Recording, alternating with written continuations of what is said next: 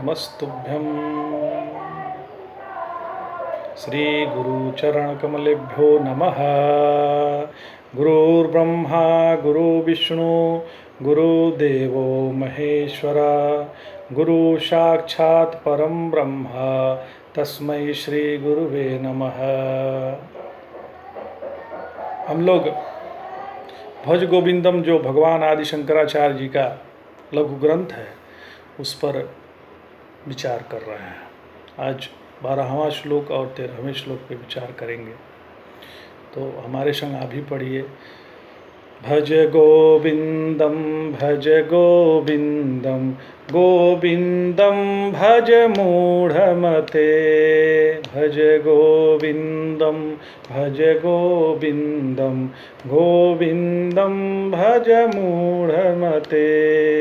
दिनयामिन्यो सायं प्रातः शिशिरवसन्तो पुनरायातः, कालः क्रीडति गच्छत्यायुस्तदपि न मुञ्चत्यावशावायुः।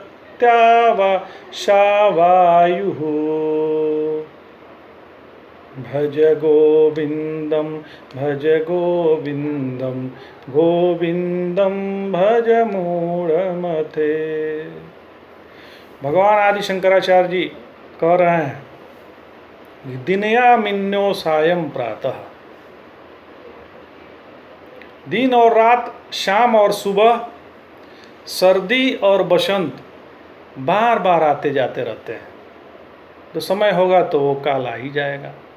काल की इस क्रीड़ा के साथ जीवन नष्ट होता रहता है, पर इच्छाओं का अंत कभी नहीं होता है। दिन आता है और चले जाता है, रात भी आती है फिर जाती है, सुबह आता है जाता है, शाम आती है वो भी जाती है। वैसे ही यह ऋतुएं भी आती है और जाती रहती है। भगवान काल का ये पहिया पीछे नहीं चलता है, न उसकी गति ही कम होती है। अभी जो समय है फिर नहीं मिलने वाला है। इसी प्रकार हमारी आयु भी गुजर रही है। जब हम दुनिया में नहीं थे, अभी हैं और कल नहीं रहेंगे, तब भी यहाँ कोई कमी नहीं रहने वाला है। हम हैं, रहेंगे या नहीं भी रहेंगे तो यहाँ तो दुनिया तो रहेगी। फिर भी हम काम के चक्कर में पड़े रहते हैं, परेशान रहते हैं। श्री गुरुदेव भगवान कहते हैं कि यदि हमने अपने मन पर नियंत्रण रखे, हमारा यदि मन नियंत्रण में है तब तो ठीक है, और यदि हम मन के नियंत्रण में चले गए तो सर्वनाश हो गया। तो निश्चित है कि सर्वनाश होना ही है। हम आज तक कोई दूसरे के कारण से परेशान नहीं हुए हैं। कोई भी किसी को भी ले लीजिए, वह दूसरे कारण से परेशान नहीं होता है। हम अपने परेशानी का कारण स्वयं हैं। अपने आप को अपने से ही बचाना है। भगवान जब हम कुछ भी करने लायक नहीं होते तो अध्यात्म में प्रवेश करना चाहते हैं। जब हमें कुछ याद नहीं रहता तो हम भगवत गीता रटना चाहते हैं। अध्यात्म सक्षम लोगों के लिए है महाराज, और सक्षम लोगों के लिए नहीं है। कोई भी कभी भी चाहे तो अध्यात्म में नहीं आ सकता। जब तक बुद्धि सही है, मन नियंत्रण में है, उम्र है, तभी अध्यात्म की ओर बढ़ा जा सकता है। समय बीतने के बाद फिर बुद्धि भी काम नहीं करती।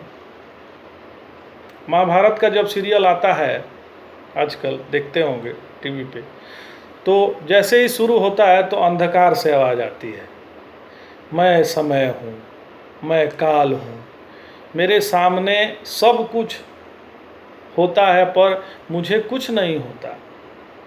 इस काल को हमें ठीक तरह से समझ लेना चाहिए। श्री भगवत गीता में भगवान ने अपने रूप अर्जुन को दिखाया, तो पहले तो वो हल्का फुल्का दिखलाया,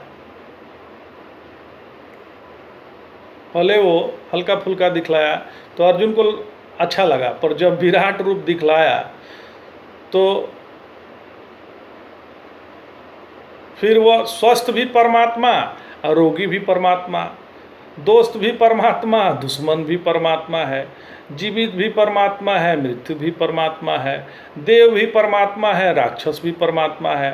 अब अर्जुन ने देखा कि बड़े बड़े धनुर्धर जैसे पितामह, भीष्म, द्रोणाचार्य, कृपाचार्य, जयद्रथ सारे कौरव आदि भगवान के मुख में प्रवेश कर रहे हैं। भगवान सबको लील रहे हैं। उनका मुख बड़ा भयंकर दिख रहा था। जब ऐसा रूप अर्जुन ने देखा तो वह बहुत भयभीत हो गया।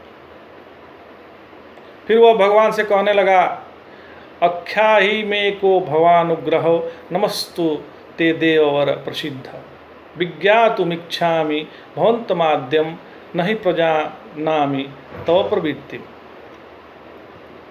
अर्थात हे देववर, मुझे बतलाइए कि भयंकर आकार वाले आप कौन हैं।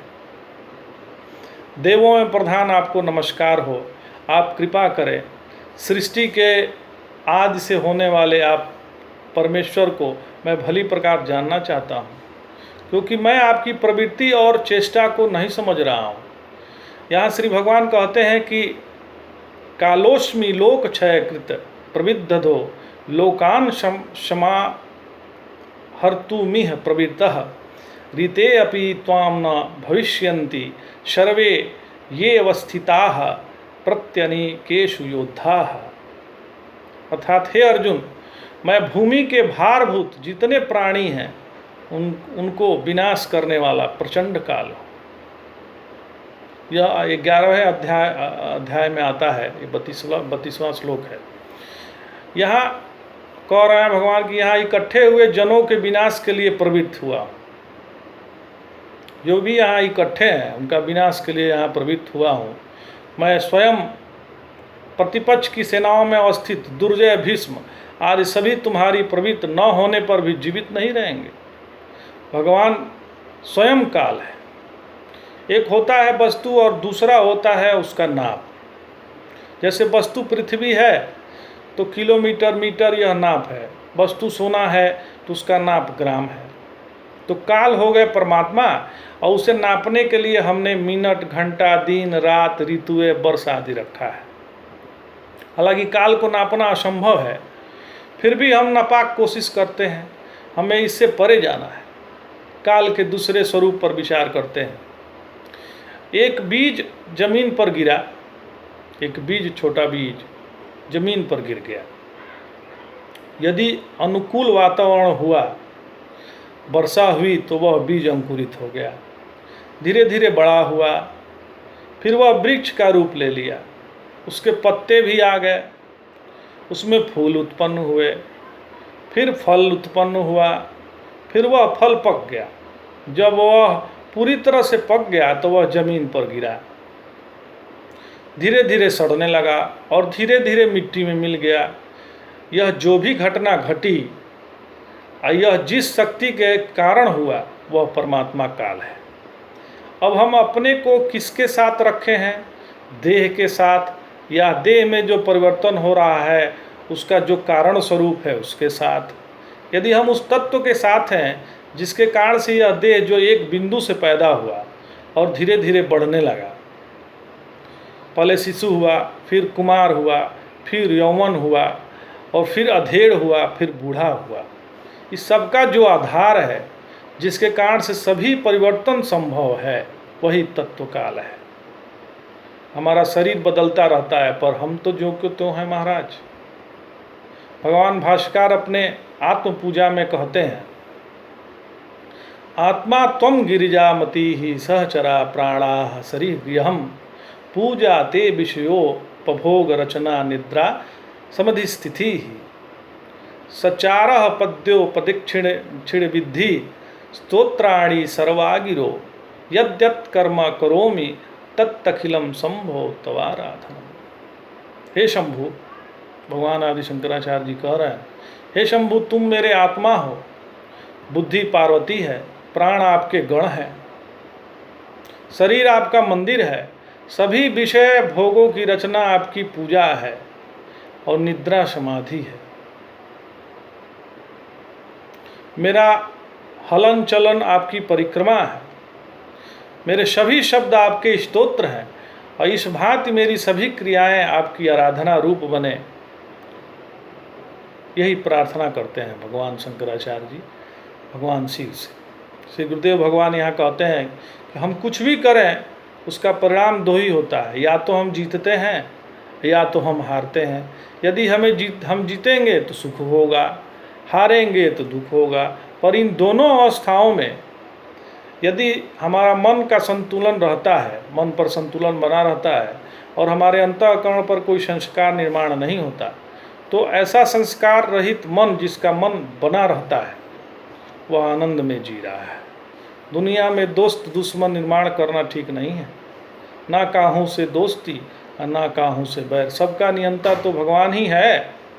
वैसे संबंध मतलब बंधन, दोनों शब्द एक ही धातु से बने हैं, संबंध और बराबर बंधन। आगे बढ़ते हैं। कांते कांता धनगत चिंता वातुल किं तव नास्ति नियंता त्रिजगति सज्जन समगति रेका भवति भवाण बतरणे नौका। तुम्हें पत्नी और धन की इतनी चिंता क्यों है? क्या उनका कोई नियंत्रण नहीं है, नियंत्रक नहीं है? तीनों लोकों में केवल सज्जनों का साथ ही इस भवसागर से पार जाने की नौका है। तीनों लोकों में केवल सज्जन ही एक ऐसी नौका है जो हमको भवसागर से पार कर सकती है। भज गोविंदम गोविंदम भज मूढ़मते। इस पर विचार हम कल करेंगे। नमस्तुभ्यम।